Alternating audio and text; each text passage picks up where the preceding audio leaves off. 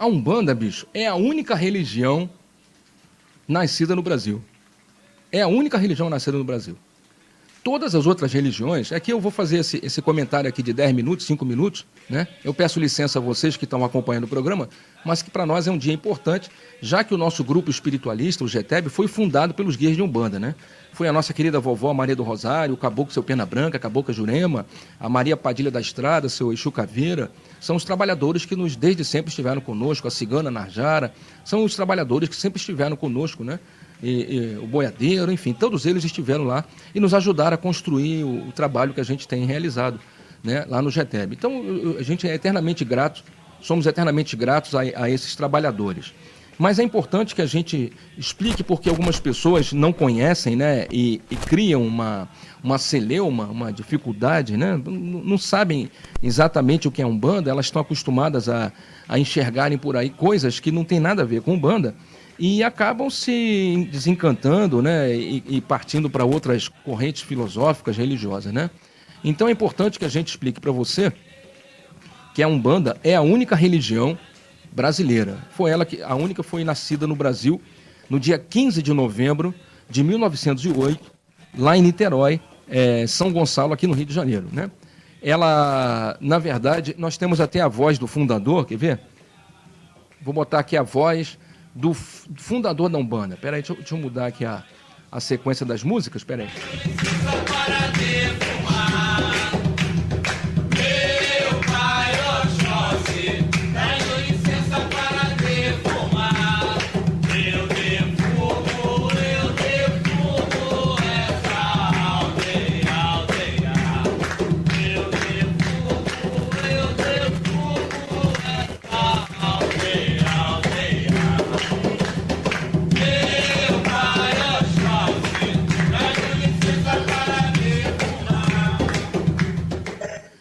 Essa voz que vocês vão ouvir aí é uma gravação, uma das últimas gravações do fundador da Umbanda, o senhor Zélio Fernandino de Moraes. A gravação veio pra gente numa fita cassete há 25 anos atrás e eu digitalizei, né, botei para MP3. Então o áudio tá ruim, ele já tá bem velhinho, ele já estava com 60, 70 anos, tá com uma voz bem embargada. Tão querida de todos nós. Fez ontem 63 anos. E na Federação Kardecista do Estado do Rio. Então essa voz é de Zélio Fernandino de Moraes, o fundador da Umbanda. Como eu disse, a única religião fundada no Brasil. Ele, nesse áudio, ele conta a história que depois foi reproduzido, tem na internet, tem em vários locais esse áudio, né, reproduzindo aí, contando a história da fundação da Umbanda. Na tenda espírita Nossa Senhora da Piedade, lá na rua Floriano Peixoto, número 32, se eu não estiver errado, em São Gonçalo, Niterói, no dia 15 de novembro, às 8 da noite, 15 de novembro de 1908. Essa crença, essa religião, esse pensamento religioso, não é uma religião institucionalizada como as outras, porque ela não tem um livro que lhe sirva de código de regras, ou com um código de preceitos. Não existe livro na Umbanda. A Umbanda vem de uma tradição oral. Na verdade, a função da Umbanda é que ela seja, ou que ela se transforme em uma correção de rumos da prática africanista que existia até então. A história nos conta que o processo escravista que aconteceu na terra brasileira acabou atraindo para sobre o nosso território uma densa camada de espíritos perturbadores, maus, além de uma energia extremamente densa. Essa energia densa criou uma atmosfera psíquica sobre o Brasil durante 2 séculos e meio, uma energia muito pesada, que era a prática, tinha a ver com a prática dos escravos, né, que traziam seus cultos africanistas, suas adorações dos orixás, traziam agora escravizados, passando por circunstâncias terríveis, né, É inimaginável o processo escravista, pensar no que foi feito, né? Em tudo aquilo que eles atravessaram, em tudo aquilo que eles sofreram, maridos separados de esposas, esposas sendo violentadas, crianças sendo violentadas ou mortas, né? E pessoas sendo utilizadas como seres humanos, como coisas, comercializadas como coisas, quer dizer, um processo extremamente horrível, né? E a prática religiosa desses irmãos, que no início era uma prática religiosa de adoração, né, positiva, vamos assim dizer, ela se transforma em uma prática prejudicial, porque o sentimento de vingança é grande, ou era grande entre esses irmãos. Então eles começam a tentar se vingar dos feitores, se vingar da sinhazinha, se vingar dos donos das terras, dos latifúndios, né? Daqueles que os escravizavam, utilizando aquelas técnicas de magia que eles traziam da África. Vem daí que a adoração e o louvor transformou-se em uma prática de magia negra. E cada vez que eles tentavam prejudicar uma pessoa, não é prejudicar de maldade, mas no sentido de vingança, né? Pelo que eles estavam sofrendo, cada vez que eles conseguiam, aumentava essa densidade energética. O louvor foi sendo transformado por essa prática perniciosa, como usando mais uma vez a palavra de Ramatiz, esse morbo psíquico, passou a ser denso e se sobrepor sobre as terras brasileiras. Vai daí que a espiritualidade amiga, Ismael e tantos outros que trabalham em nome de Jesus e que têm a função de transformar o Brasil na pátria do Evangelho, no celeiro do mundo, no berço de uma nova, próspera e feliz civilização, esses irmãos acabaram tendo que encontrar uma solução para que aquela prática que estava ganhando terreno na Bahia, em Pernambuco, no Rio de Janeiro, em Minas Gerais, para que essa prática fosse revertida. Porque realmente o processo escravista estava perdurando e as práticas religiosas, quando acabasse o processo escravista, elas iriam se manter. Tanto é que se mantiveram muitas delas e você tem muitos cultos aí de terreiro, né, existindo. Cultos de terreiro, cultos mediúnicos, em que as pessoas dizem que são de Umbanda, mas já não são mais de Umbanda. A Umbanda é uma religião cristã. Ela foi fundada em cima de 5 pilares. O catolicismo, a visão católica, a pagelança indígena, o espiritismo, a gente conhece como kardecismo, o ocultismo, que era uma tradição de trabalho, de prática de magia, e o movimento pensamento evangélico.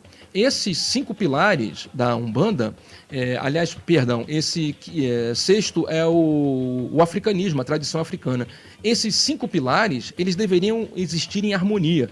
Tanto o pensamento cristão católico, quanto o espiritismo cristão, quanto a pagelança indígena, o ocultismo e o africanismo deveriam existir e coabitar num ambiente universalista, em que a manifestação dos espíritos deveria ser sempre no sentido de caridade. Então, na prática de Umbanda, inicialmente, não deveria existir feitura de santo, deitada para o santo, nem deveríamos louvar aos orixás, apenas agradecer a presença deles. A prática inicial de Umbanda, a proposta da espiritualidade, era uma tentativa de fazer com que aquelas práticas de terreiro, aquelas práticas de magia negra, fossem se evangelizando, sendo trazidas para o pensamento do Cristo, porque ajudariam, em vez de atrapalharem, na concretização do Evangelho de Jesus sobre o Brasil.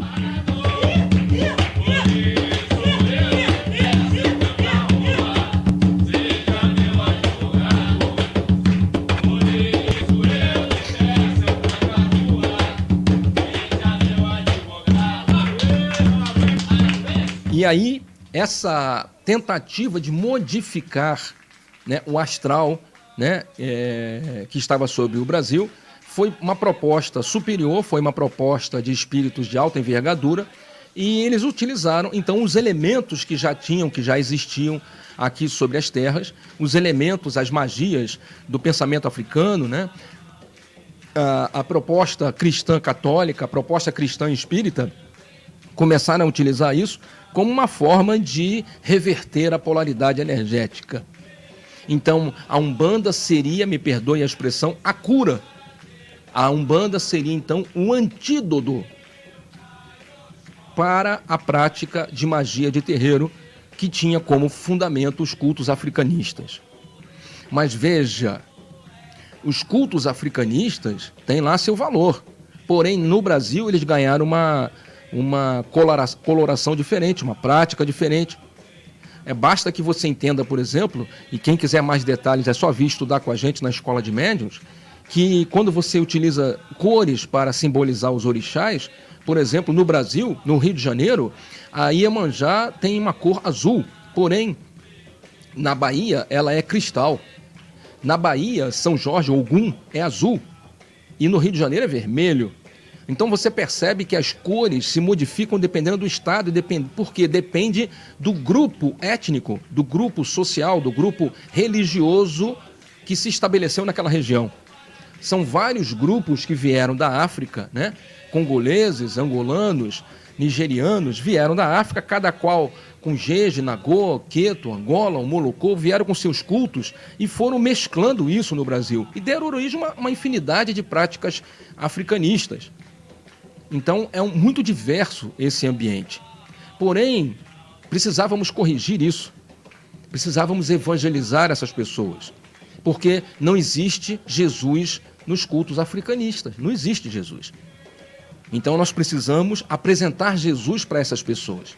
Precisamos fazer com que isso era o pensamento da espiritualidade superior, precisamos fazer com que essas pessoas reconheçam Jesus como sendo o governador planetário, reconheçam Ismael como sendo o responsável pela evolução desse país e reconheçam a presença da espiritualidade em suas vidas.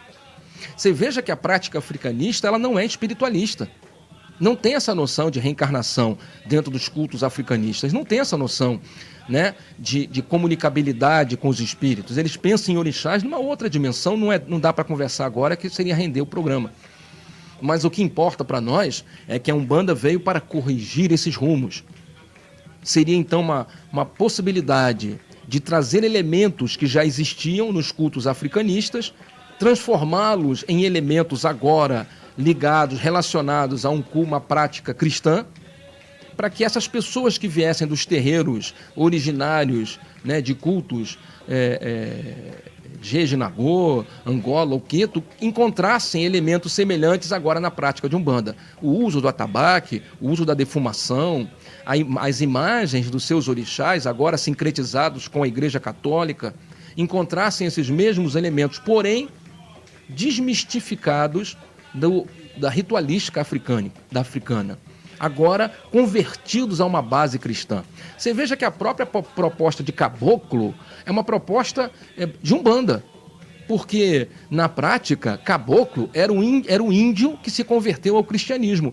O caboclo é um termo pejorativo, de xingamento, porque o índio, na verdade, ele não aceitou ser escravizado.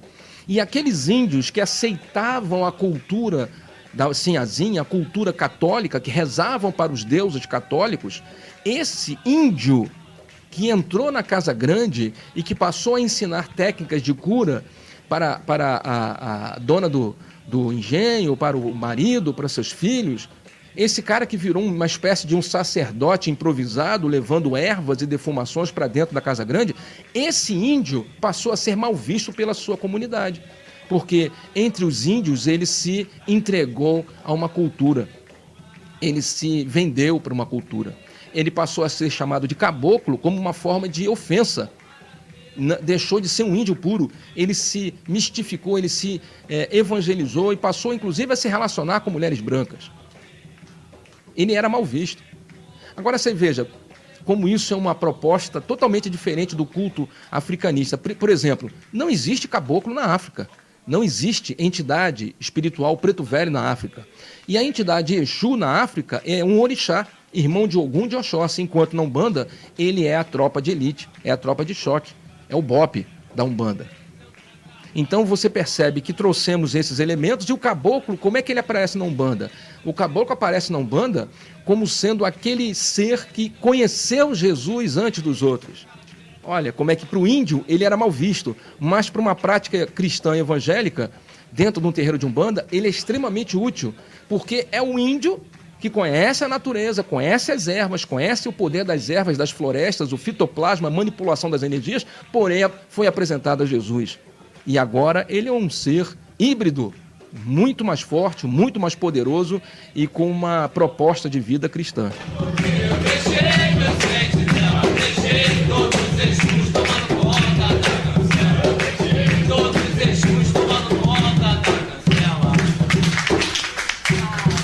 Estilos. Eu abro a nossa gira com Deus e Nossa Senhora. Eu abro a nossa gira, Samburê, Pemba de Angola. Eu abro a nossa gira. Então, o que nós temos com Umbanda? Um preto velho que não existia na África, mas passou a existir como personagem, como sendo aquele ser que conhece, né, fala dos antepassados, fala de uma vivência maior, fala do que foi, do que fomos, das experiências pregressas, entende a programação existencial como algo que tenha que ser colocado em prática.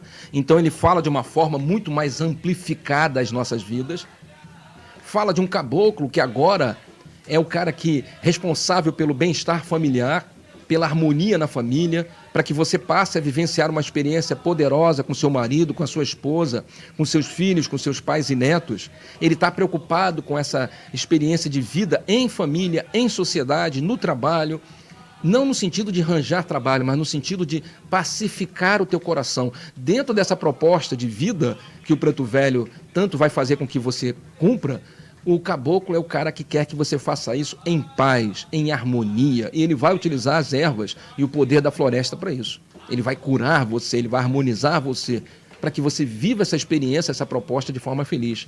E trouxemos o Exu, trouxemos como se tivesse sido eu que trouxe, né? Trouxeram o Exu como guardião, como sentinela, como o cara que está ali o tempo todo ligado e mantém a ordem nos terreiros.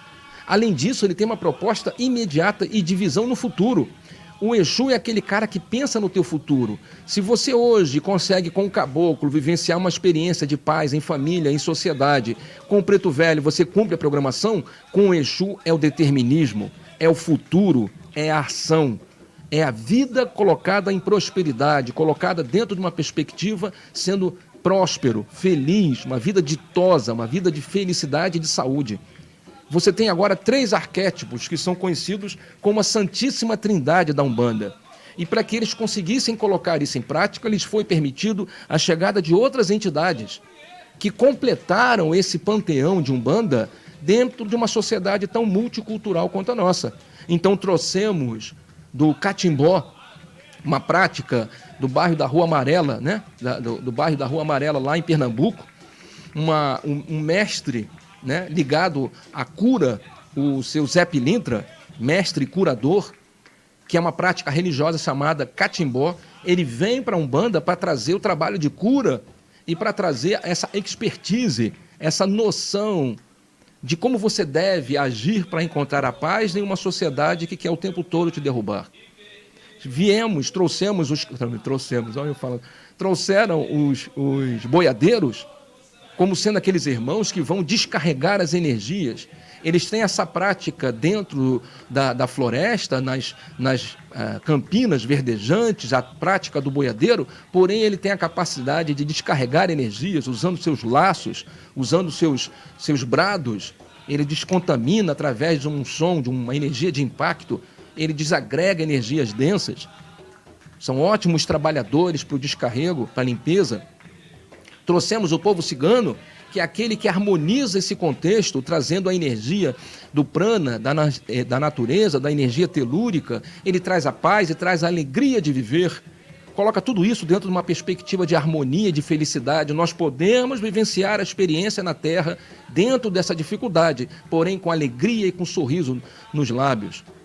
Então, outras entidades foram se aproximando e construindo esse panteão de Umbanda, que hoje, dia 15 de novembro, nós saudamos e celebramos e tiramos o chapéu, agradecendo por demais pela presença de todos eles, porque se eles aqui não estivessem, nós realmente não seríamos ninguém. Salve os trabalhadores de Umbanda!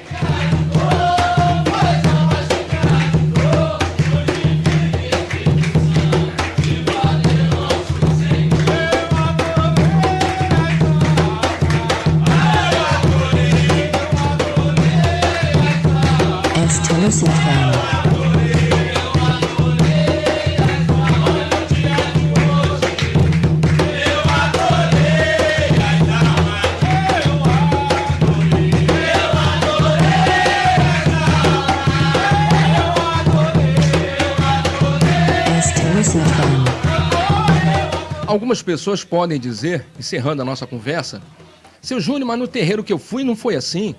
Nos terreiros que eu fui, eles matavam animais, tinha que fazer o santo, tinha que deitar para o santo, eles me deram uma lista, teve o jogo de búzios, teve que fazer um despacho, um ebó. Tudo isso são enxertos, não estão na prática de Umbanda. Na Umbanda não tem feitura de santo, na Umbanda não tem despacho, não tem obrigação. Na Umbanda você não cultua orixás, você não manifesta entidades, orixás, você manifesta os seus guias e mentores. As energias que os orixás trazem são energias que vão arregimentar, alicerçar, dar poder às práticas dos guias. São energias poderosas que estão à nossa volta, que vão ser trazidas para que os trabalhadores de Umbanda possam exercer, cumprir seu papel. Cada um deles segue uma linha, não vai dar tempo de falarmos sobre isso, quem quiser vem estudar com a gente, que a gente explica. O nome das entidades determina a prática desse médium dentro da proposta de Umbanda. Nós trouxemos nesse culto de Umbanda, a música é em português. Às vezes você ouve aqui e ali um enxerto de um dialeto, mas as músicas são em português, os atabaques são batidos na palma da mão. A ideia de Umbanda é ser algo universal, aberto, claro, com um coração grande, universalista, recebendo e abraçando a todos, tentando curar os irmãos, afastando-os daquela prática africanista que em larga escala acaba fortalecendo o orgulho, fortalecendo a vaidade, a arrogância, a soberba, comercializando a mediunidade. Na Umbanda não se comercializa nada, não se vende a mediunidade, não se vende jogos, não se tem jogos de adivinhação, oráculos, nada disso. Na Umbanda é a prática da mediunidade como ela deve ser. Por isso ela traz esse pensamento espírita, kardecista. E dentro desses 5 grupos que formaram a base de Umbanda, se você seguir essa proposta, você vai ver que verdadeiramente a proposta, a prática de Umbanda vai trazer saúde para você, vai trazer bem-estar para você. Você não vai mais sofrer. Você encontra trabalhadores de Umbanda que praticam, dizem que são de Umbanda, mas acabam a prática religiosa exauridos, cansados. Acaba uma gira, o cara senta no chão, não consegue nem se levantar. Não gosta de trabalhar com o seu tranca-rua, não gosta de trabalhar com o seu caveira, não gosta de trabalhar com essa entidade, com aquela outra. Mas isso é o quê? Médiuns em desequilíbrio, que participaram de uma orgia mediúnica e não de uma proposta cristã. Então, se você quiser um caminho para trabalhar com Umbanda, seja lá onde estiver, fala com a gente pode te ajudar. Saravá Umbanda!